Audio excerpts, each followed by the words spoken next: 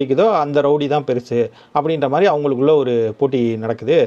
இப்போ இந்த டீமில் விளாட்ற ஒரு 2 பிளேயர்ஸ் தான் நம்ம ஹீரோ ஷானும் சாந்தனுவும். இப்போ இவங்க 2 பேருமே ரொம்ப நல்ல கபடி பிளேயர்ஸு. எந்த டீமுக்கு போனாலும் அந்த டீமை வந்து ஜெயிக்க வைக்கிற ஒரு ஆள். ஆல்ரெடி அவங்களுக்கு வந்து ஒரு தனி டீமே இருக்குது. இப்போ வந்து இவங்க ஒரு கட்டத்தில் என்ன ஆகுது அப்படின்னு பார்த்தீங்கன்னா, மெயின் வில்லனான இந்த செல்வராகவனோட டீமில் இவங்க வந்து விளாட்ற மாதிரி ஒரு சூழ்நிலை வருது. இப்போ இவங்க செல்வராகவனுக்காக ஒரு டீமில் விளாண்டு அந்த மேட்சையும் ஜெயிச்சு கொடுத்துட்றாங்க. அவருக்கும் அது வந்து பெரிய கெத்தாகுது. அதனால அந்த செல்வராகவன் வந்து என்ன பண்ணுறாருன்னா, இவங்கள ஒரு அடியாள் மாதிரி கூட வச்சுக்கிறாரு.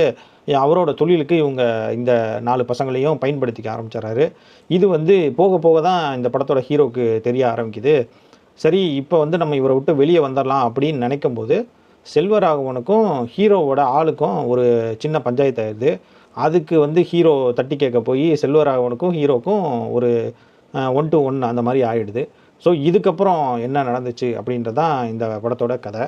இந்த படத்தோட பெரிய பிரச்சனையே என்ன அப்படின்னு பார்த்தீங்கன்னா, இந்த படம் வந்து ஒரு ஒரு ஒரு மலையாள டைரக்டர் தமிழில் வந்து படம் எடுத்தால் எப்படி இருக்குமோ அந்த மாதிரி இந்த படத்தை எடுத்திருக்காங்க. மாஸ் கமர்ஷியலாக எடுத்திருக்காங்க. நம்ம வந்து ஒரு மலையாள சினிமானா அது ஒரு மாதிரி இருக்கும் அப்படின்னு எதிர்பார்த்து போவோம் இல்லையா? இது அப்படி இருக்காது. மலையாளத்தில் பேசிக்கிட்டு தமிழில் படம் எடுத்தால் எப்படி இருக்குமோ அந்த மாதிரியாக தான் படமாக தான் இந்த படம் இருந்துச்சே தவிர, நம்ம வந்து எதிர்பார்த்து மலையாள சினிமா நல்லாயிருக்கும் அப்படி இப்படின்னு போனால் அந்த அளவுக்கு இல்லை.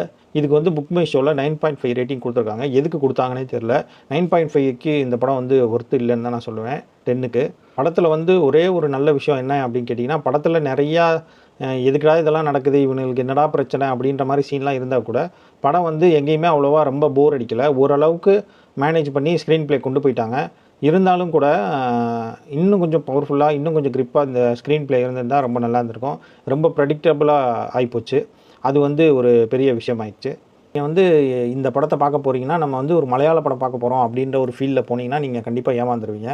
கண்டிப்பாக இது வந்து நம்ம தமிழ் படம் பார்க்க போகிறோம், முடிஞ்சால் இந்த படம் தமிழில் ரிலீஸ் ஆகிருக்கு, தமிழ்லேயே கூட பாருங்கள். தமிழ் படம் பார்க்க போகிறோம் அப்படின்னு போனீங்கன்னா, கண்டிப்பாக இந்த படம் வந்து உங்களை ஓரளவுக்கு சாட்டிஸ்ஃபை பண்ணுற படமாக இருக்கும். படத்தில் ஒரே ஒரு பாடல் இருக்குது. அந்த பாடல் நல்லாயிருக்கு.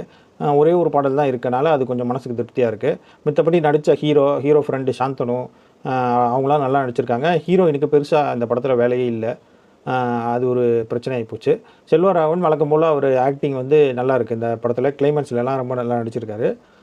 மித்தபடி இந்த படத்தில் வந்து சொல்கிறதுக்கு பெருசாக ஒன்றும் இல்லை. இவங்க பில்டப் கொடுத்த அளவுக்கு இந்த ரேட்டிங் புக் மை ஷோவில் இருக்க ரேட்டிங் அளவுக்கு படத்தில் எதுவும் இல்லை.